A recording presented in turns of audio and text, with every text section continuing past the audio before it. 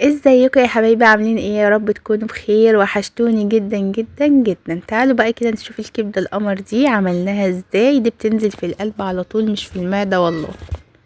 معانا هنا كده ده كيلو كبده بلدي متقطعه كده اسكندراني زي ما انتوا شايفين، شرايح طويله كده رفيعه. هنبدأ بقى كده نحطها في مصفى. انا هنا مش بغسل الكبده خالص لان الميه بتزود الزفاره بتاعه الكبده، وبطبيعه الكبده البلدي اصلا مش بتبقى زفر. هبدأ هنا كده احطها في المصفى تصفي بقى اي دم فيها زي ما انتوا شايفين كده، وابدأ بقى بالتتبيلة بقى بتاعة الكبدة. هنا كده بحب بقى اعملها في الهون، وجربيها في الهون وفي الكبة طعم تاني خالص مختلف. حطيت كده قرن فلفل وقرن شطة حامي ومعلقة توم كده مفرومة حلوة او توم فريش.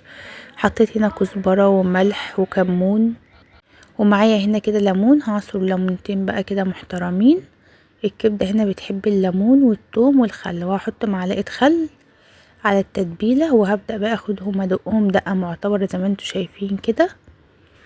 هاخد بقى نص التتبيلة دي احطها على الكبدة. هنا الكبدة خلاص كانت صفت الدم اللي كان فيها لانها كانت في الفريزر.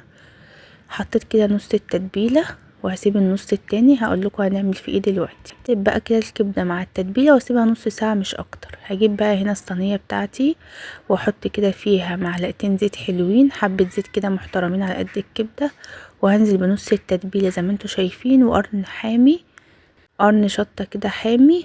ونبدا بقى ايه نشوح بقى الكلام ده كله مع بعض. الريحه تطلع نبدا نحط نص كميه الكبده. انا هنا مش هحط الكبده كلها عشان عايزه الكبده كده تاخد السخونيه، ما تنزلش ميه خالص تمتص اي سوائل فيها.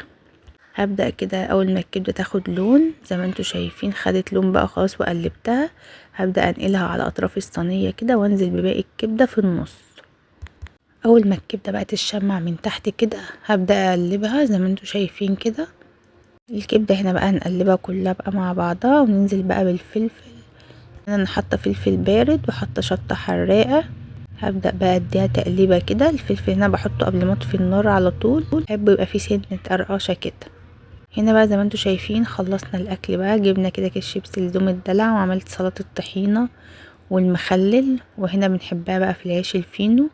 وهنا بقى الجمال عدى الكلام بقى. نمسك بقى كده العيش الفينو نحطه كده، ونحط الكبده، ونعمل بقى احلى سندوتشات كبده للولاد. لو وصلتوا لحد هنا بقى دعمونا بلايك وكومنت سبسكرايب للقناه عشان تكبر بيكم فضلا وليس امر. نيجي هنا بقى على سندوتش القمر ده نديله عصرة ليمونة بقى كده وندوق مع بعض. وهنا بقى الكلام عدى الكلام بجد. مش عارفة بقول ايه بس يلا. ناخد بقى الصينية القمر دي بقى ونروح بقى نتغدى. وده بقى كده كان غدانا النهاردة. ايه رأيكم؟ ما تنسوش بقى تدعوا لي دعوة حلوة من قلبكم، ولكم بالمثل، واشوفكم في فيديو جديد مع مطبخ سومة.